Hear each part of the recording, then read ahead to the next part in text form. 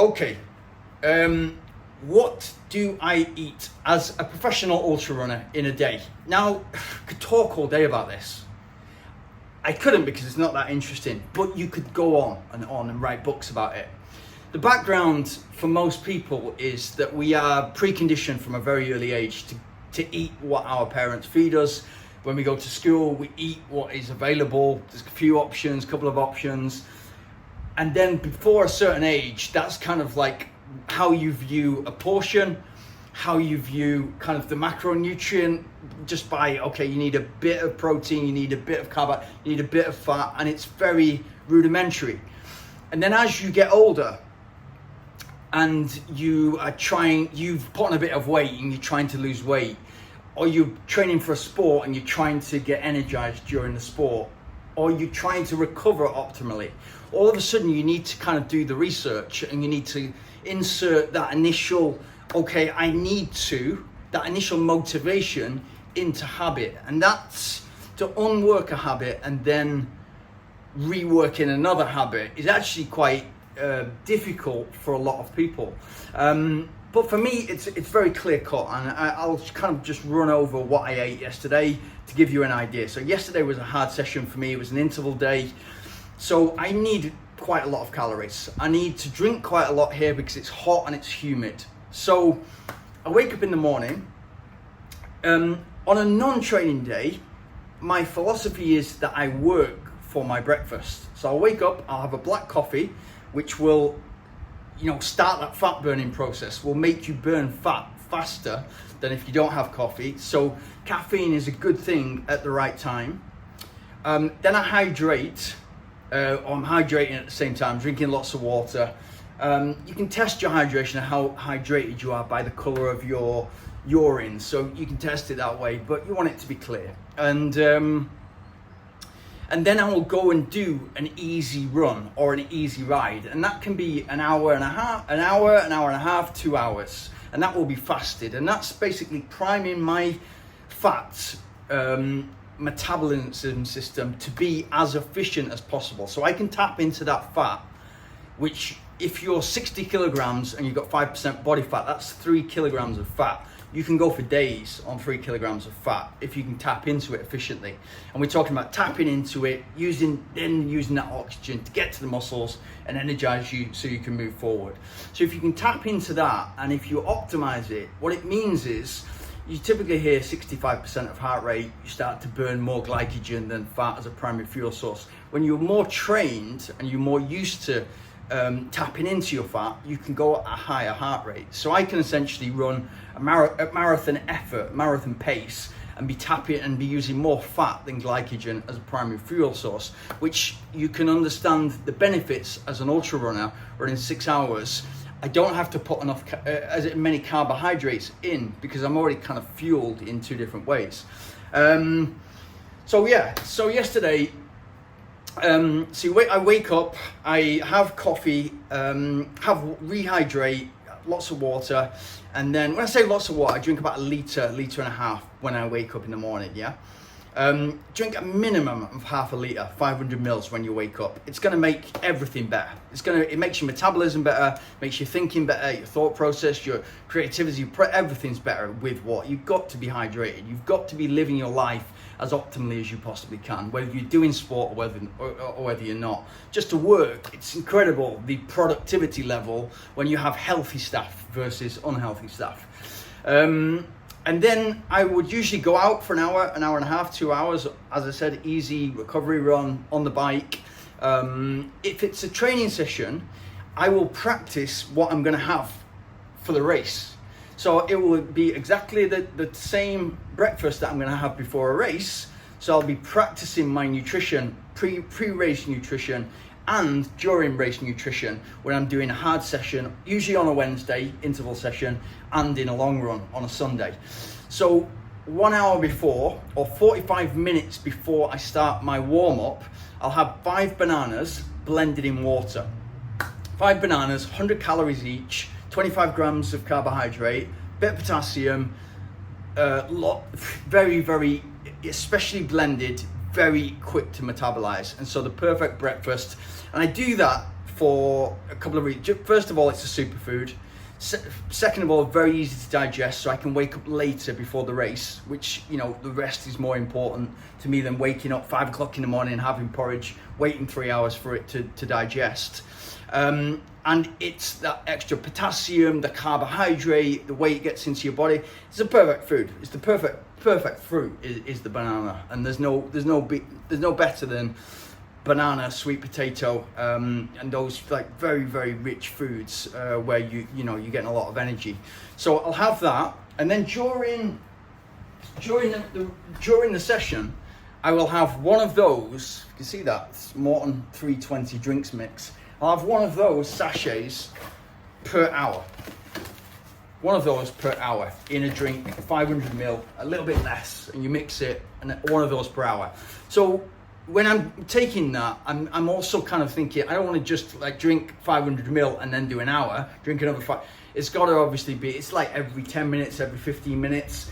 And I have to think, okay, when the next race is coming up, how frequently can I get access to my sports drinks? That's every 5K, then you need to work around that. You need to get used to that.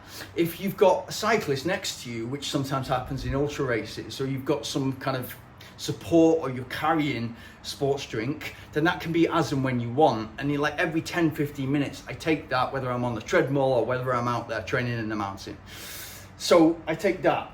And then what I'll do is if I get bored, if it's a really long sort of, if I get bored of the sports drink, I will take these Morton gels, 100, which have got 25 grams of carbohydrate, or I'll take the 160, which has got 40 grams of carbohydrate. So if you can get used to that 40 grams of carbohydrate, the 160, I have to take one of those every half an hour. So I'm fueling with 80 grams of carbohydrate per hour during my hard sessions and my long run, and that's getting me ready to race. And what that does is essentially, it's with that breakfast of 5 bananas blended in water, together with 80 grams of carbohydrate, the sodium, the potassium that comes with that, the multi-source sugars, essentially, that will stop the muscle breakdown and keep me energized to go longer. So my recovery will be faster, together with the post training or post race recovery meal and drinks. After the training session, there's a window of 15 minutes where I want to get in a bunch of carbohydrates, like 30-40 grams of carbohydrate minimum. So I'll either take another one of those gels, or I'll have a smoothie, like five bananas, almond milk. This is after you warm down or cool down. 5 bananas again, almond milk, nuts and seeds, all the good stuff, and that will go into a shake, and I'll take that again. That's about 650 calories. So smoothies are my secret to getting enough calories, especially on those big days when I need a lot of calories, and it doesn't need to be so much more complicated than that. So that takes care of my training on hard days. And the recovery. And then I'll take also bicarb within 15 minutes. So I'll have that, and it's pretty expensive, but it's worth it, and there's a special formula. Read about it so that you can kind of interpret it the way that you want. But essentially, that's getting my electrolyte balance well up there, optimized, and along with the carbohydrate in a very, very quick format, so it gets into the muscles really quickly. And so you're topping the glycogen supplies up in your muscles and liver really quickly. Then, about an hour and a half after that, I'll have 100 grams of dry weight powder with almond milk and just all the good stuff on it. So there'll be sesame seeds, linseeds, pumpkin seeds, and then some frozen berries and stuff like that. Depends on where I am in the world. Depending on if I'm back at home, it'll be really luxury. If I'm, where I am at the moment and I've not got access to these things, or they're super expensive, it'll just be quite basic. But for me, my relationship to food is I view it as fuel and I view it as recovery. It's as simple as that. Food for me is, I enjoy going out for a pizza. Last night I went out for an Indian, and you're probably talking 600-700 calories for a lot of rice, which is also your best friend as a runner.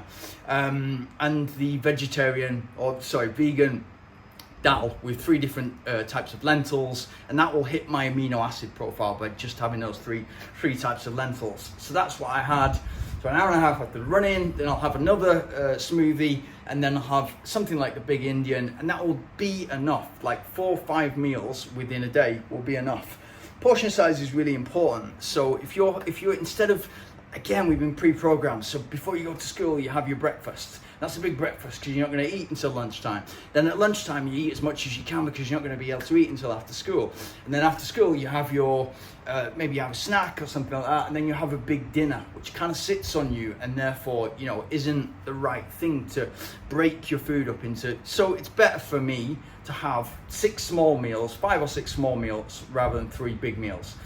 But I'm not super strict. It has to be sustainable long term. So yeah, I don't eat junk foods like McDonald's, Burger King, KFC. They just don't exist to me. I don't go anywhere near them. I don't have like bad candy like dairy milk chocolate or the stuff that you see on the shelves that's just for other people. And my dad used to always say this, just McDonald's is junk food. I'll take you somewhere decent to eat, but we're not going to McDonald's. It's a junk food. It's for other people. Same with candy. It's for other people. It's like now and again it might be a treat, but for me it's very easy. Discipline is very easy for me, so it's very easy to stay away from things that are not going to serve me very well. But I love pizza, and so when I break my vegan diet, it's with cheese. I love cheese on a margherita pizza. It's one of my favorite foods.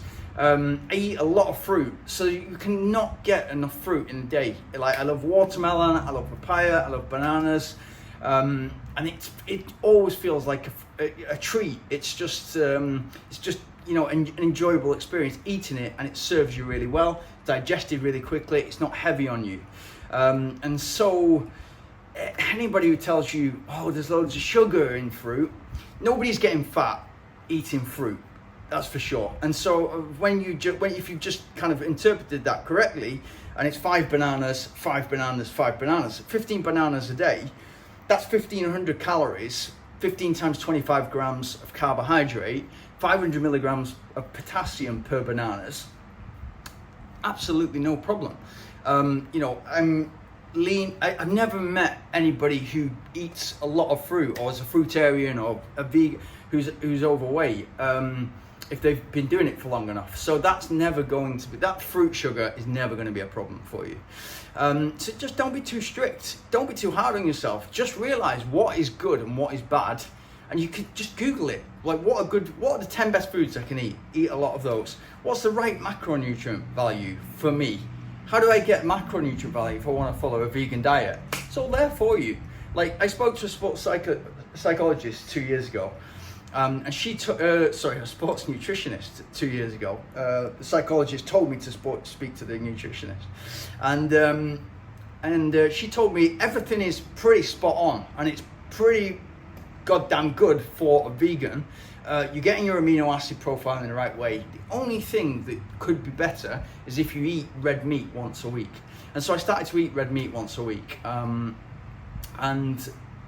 I probably don't stick to once a week right now. Like it's a bit easier now I'm back in Thailand because there's a steak bar just around the corner. So I'll go and have a big steak like once a week whilst I'm here.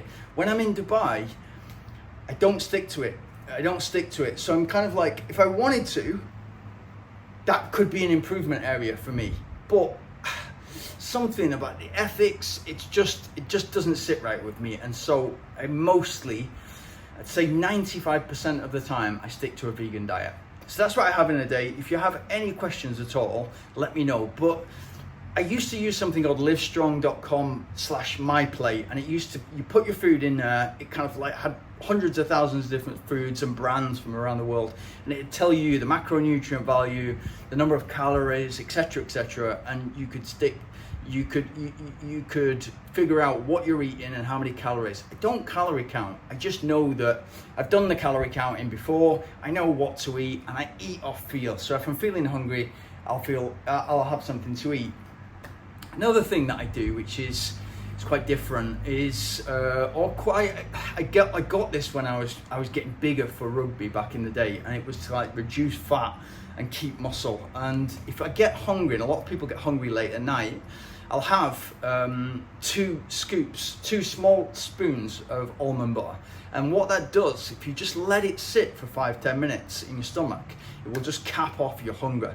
So it'll stop me. And there are some times when I'm just ravenous, like 1-2 o'clock in the morning, I'll just go and have porridge. But if I'm really strict, if I'm really kind of working towards an event, I want to be as light as possible and as strong as possible and as fit as possible, then I'll follow a super clean diet, and that will be 2 scoops of almond butter at that time. But don't go crazy. Realize that when you're building up to a race, the weight should come off as a byproduct, not that you're counting calories, you're weighing your food, etc., etc.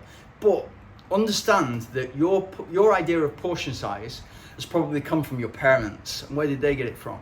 We don't know.